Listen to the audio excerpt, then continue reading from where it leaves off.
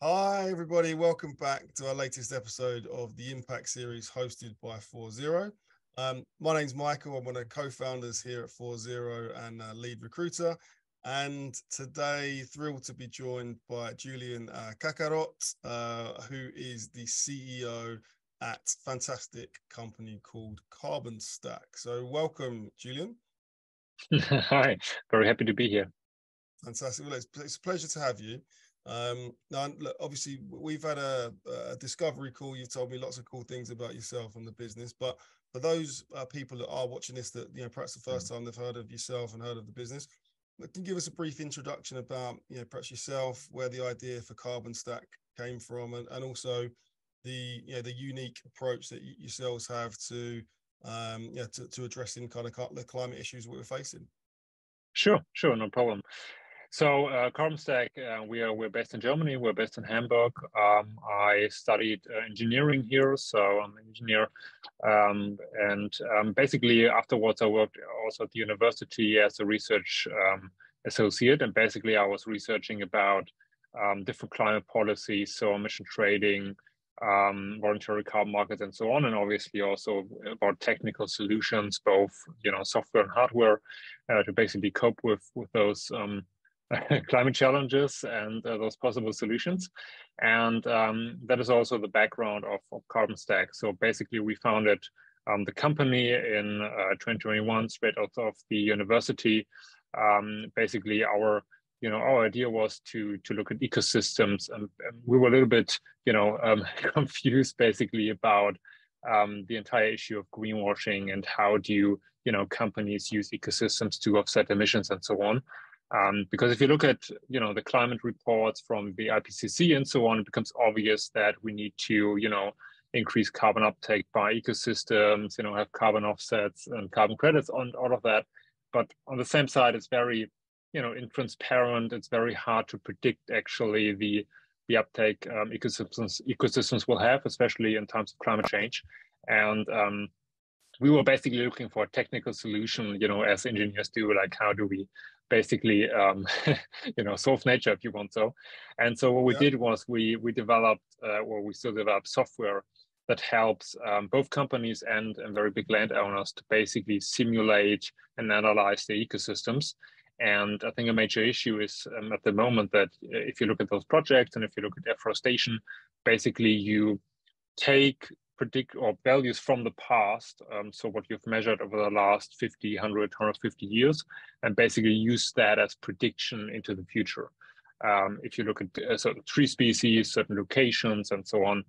And that has worked very well in the past, but now that climate is changing, it's changing so rapidly, those predictions just, they are not reality anymore.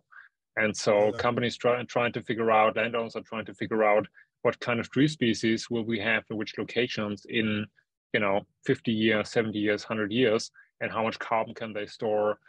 What about biodiversity, water uptake, and so on, all those factors. And we are basically developing software to analyze all of that and basically simulate the cycles, the biological cycles inside the ecosystems. Okay, brilliant. And it's providing the software and simulations, right, about how those forests behave, how they would, and it often being the ability to kind of make those dynamic and adjusting for different climate factors and different climate scenarios as well. Is that correct? Exactly. So basically, landowners and companies are basically entering forest areas into our platform. We then have, on the one hand, we gather a lot of data. So we gather a lot of weather data, radiation data, soil data, remote sensing data, everything that you basically can imagine. And that also on, weather data, for instance, on a daily basis, remote sensing data every few months, and so on. And so we gather all that data, and then we have our simulations that basically look at the different locations and simulate different climate scenarios. So if you look at the locations, for instance, and you gather all the weather and soil data, you can tell, okay, what kind of basic place are we talking about? What kind of tree species should grow there?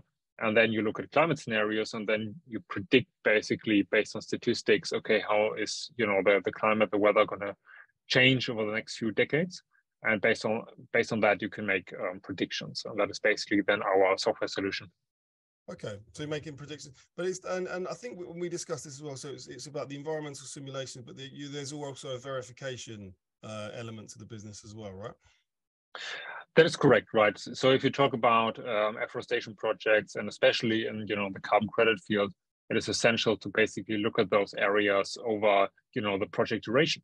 And the project duration can be very long, especially for those nature-based solution projects. So that means that we have project durations of roughly 30 years for most projects, sometimes maybe even longer. And so you have to do a checkup, ideally every year, sometimes every 2 or 3 years, to basically check up on nature and see, okay, how's the project going? Do we actually hit our targets? Is the forest behaving differently than we expected, or is the weather behaving differently than we expected, and that has an impact on the nature, and so on. And we are basically looking at that over the entire time frame. Cool. Okay, and so what's the typical user case for this then, Julian? So who are your typical customers? Who's typically going to be using your software and using your solution? Sure. We're looking basically at two large groups, I would say. One group is landowners, especially larger landowners. So basically companies that want to figure out how do I optimize my estate over a long period of time. And those companies have to make very long-term decisions. So usually in a company you have like maybe 5-year goals, very ambitious, maybe 10-year goals, and so on. But those forest companies, they have targets over 50 and 100 years. And so decisions you make today have a huge impact on your future business case. And so we are trying to basically figure out how do we do the science behind the scenes to actually make better decisions than in the companies. And the second part, as mentioned, we're working with companies on carbon crediting projects. And I think the major issue there is that on the one hand, you have a trust issue. So a lot of people don't trust, especially nature-based projects where you make predictions and you say, okay, today I'm going to start this project, I'm investing into it, and then credits are going to come out of it over 30 years. And who knows if the forest is still there in 100 years, maybe. And so we have to basically do the science behind the scenes and figure out what are the likely scenarios, what's the risk, and so on. And then also from a business case perspective, right? Because if you as a company, you invest in those projects, you want to know how many credits do I get over which time frame. And with the current methods, it's just not very accurate.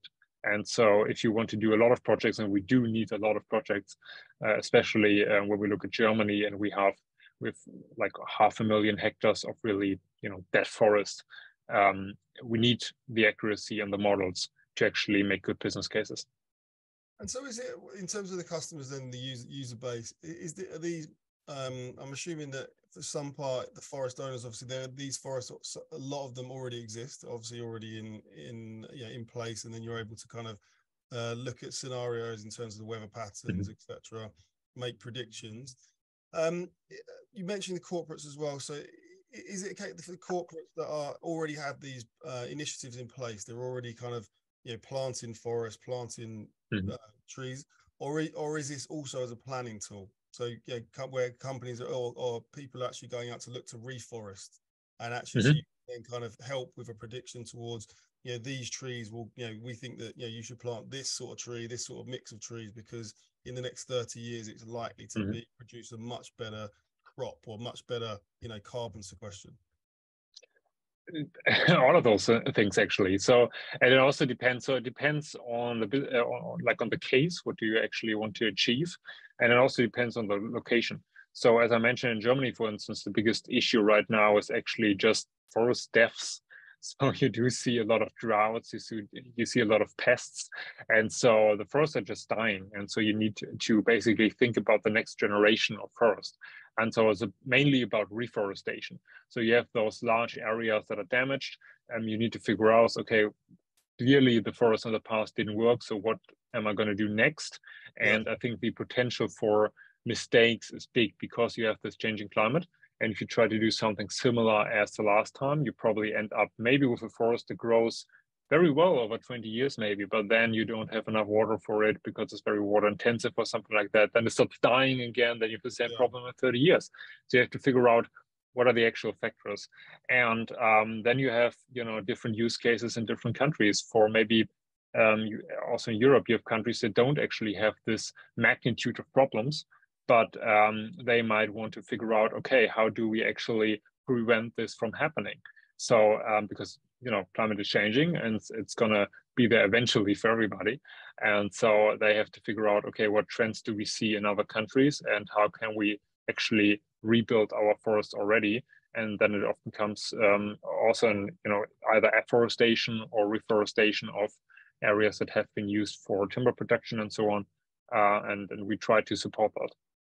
Very cool indeed. Yeah. And so I know your focus initially has been is very much German centric. Mm-hmm. What does the future hold? What does the future look like in terms of territories? Where your software, where your solutions can be put in place. Yes. So basically, what we're developing at CarbonStack is deep understanding of ecosystems, and so for us, it's easier to actually implement the solution in areas where we already have that understanding. And so we feel very comfortable in Europe. So we, as you said, we started in Germany, but we don't see issues implementing the solution in other European countries because the climate is similar. Obviously you have differences and you also have differences in soil and so on, but still it's it's a simulation, and basically we vary the input factors. Same would probably also go for North America. We haven't tested that yet, but again, climate is similar, so you can draw those comparisons and the processes are comparable. And that is basically where we are headed.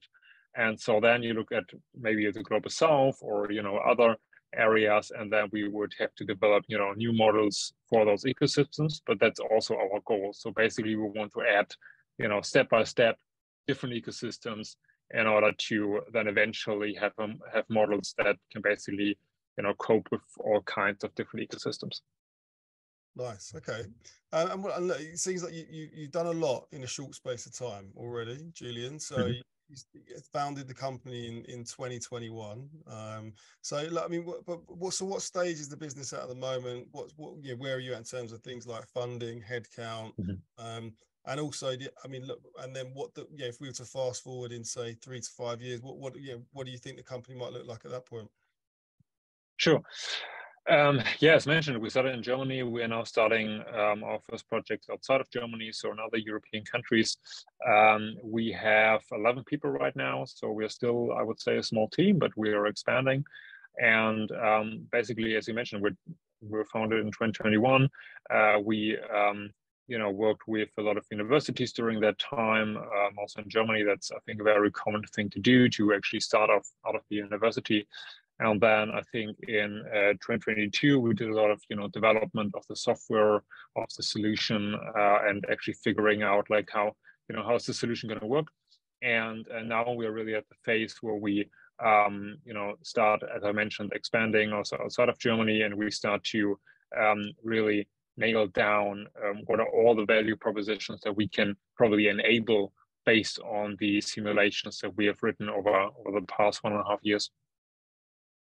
And have you got any kind of metrics in place, Julian? Any kind of goals, targets in terms of the amount of hectares of forest that you're able to monitor or you're predicting on? Yeah. That might be a metric I've made up, but you have any kind of metrics internally that you're kind of, in terms of your impact and the scale, is there anything like that you can share with us? Sure. We're basically looking at 2 factors. One is, as you mentioned, hectares, basically, which is mainly, we mainly look at afforestation, reforestation, and I would say we have a pipeline of, 5-digit hectares of afforestation, reforestation already, which will be, if you look at forests, it's a very slow process often because you do need the supply chain behind that. You need to wait for the seedlings and so on. So we make plans over roughly 10 years for that, actually. And then we also look at, obviously, the carbon uptake and what can we achieve over the project duration.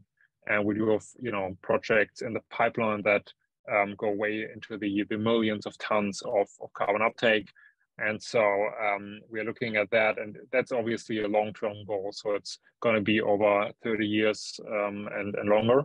but we are adding projects, basically day by day to increase that number. Brilliant. I mean, they're big headline numbers. Millions of tons of carbon. That's the quicker we, and the more people I speak to, where we're talking numbers in those kinds of impact, that's sort of in the millions. Hopefully, we can turn around this climate emergency.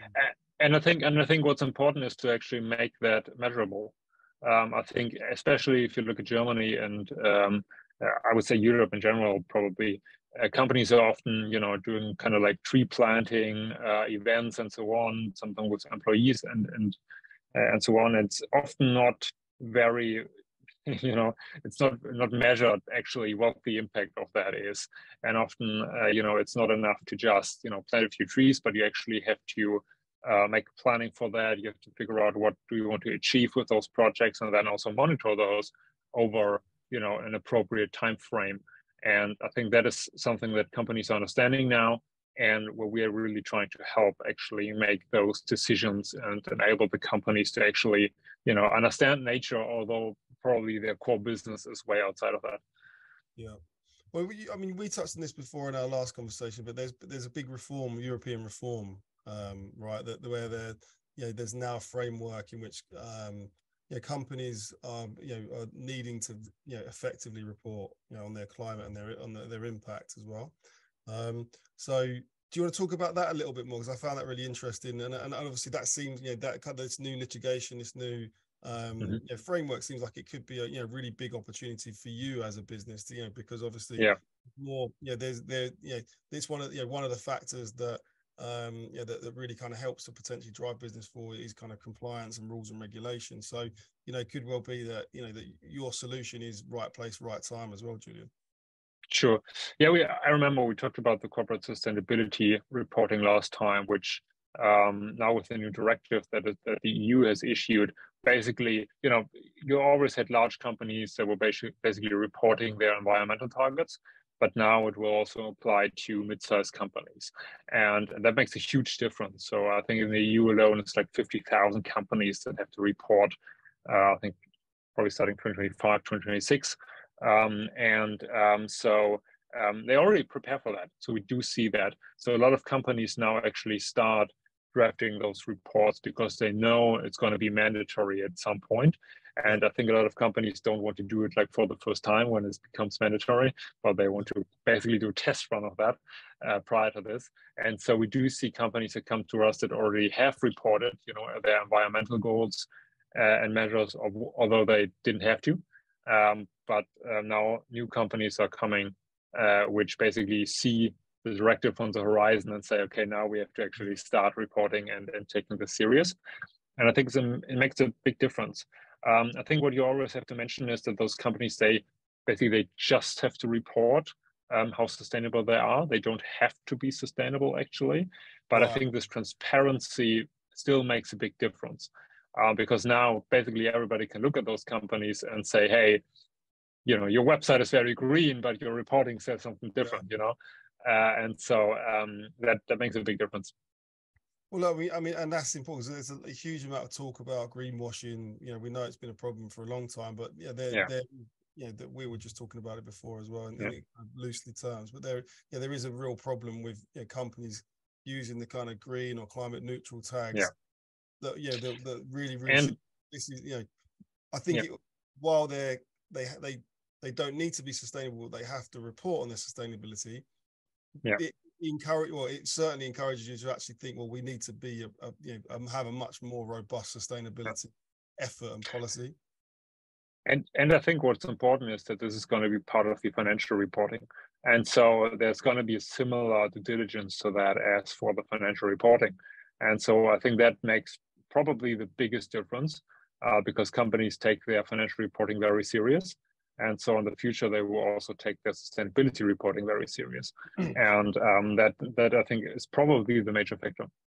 Yeah, I think it's a great initiative because, like I say, because it's going to be out there in the public domain, it's going to force a lot of companies to seriously think or rethink their strategy around it. And and also as consumers, depending, like you said, you could, a consumer could look, if they were that way inclined and they wanted to actually see, well, who am I buying my goods from? What impact are they making? It gives the consumer the option to say, well, actually, I don't want to deal with that company. I'm X company. I want to deal with Y because they're a lot more sustainable and they've made a much, there's a much better impact. So I think, that can only be a positive thing. Hopefully for yourself, Julian, with CarbonStack and your business, you're in a great position to help, lots of companies, small enterprises, large enterprises, and of course, startups and scale ups as well, to kind of, to help with their sustainability journey and their and their ESG targets as well. So look, Julian, I mean, look, that kind of, I think, brings us towards the end of the episode now. Look, it's been fantastic to have you on. I'll give you one, before we finish up though, one last opportunity to say, if there's anything that you kind of want to put out there in terms of, what's kind of coming up in the future, or if there's anything for people to kind of, keep an eye out for on your LinkedIn feed. Three. Yeah, I think that would be good. I mean, I already mentioned it, that we are starting our first project outside of Germany, and I can't talk about specifics because it's not official yet, but it might be worth it to follow me then on LinkedIn and basically look at the updates, because we are very excited to actually, as I mentioned, we want to bring our technology to Europe and actually enhance European forests as our primary goal at the moment. And so we are very excited about expanding in other countries as well, and basically bringing our value to those countries, because we see that every country has its own issues. It's very, very interesting, because we do have a very similar ecosystem, but the challenges are different. And actually to be able to help us is very exciting. Yeah.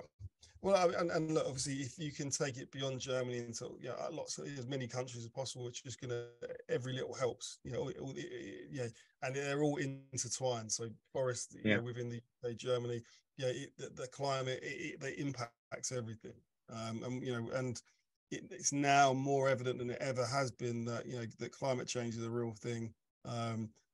Filming this. It's early in the year already, and we're certainly where I'm at the moment, we've been hitting temperatures over 30 degrees, which is unheard of, certainly for London at this time of year. So look, but it's Julian, it's been a real pleasure in speaking with you again today. We'll tag you in. We'll obviously include a link to your LinkedIn profile in the comments, so people can get in touch, follow you, connect with you. And I really appreciate your time today, Julian. Yeah, thanks for having me. My pleasure. I'll speak to you soon. Bye.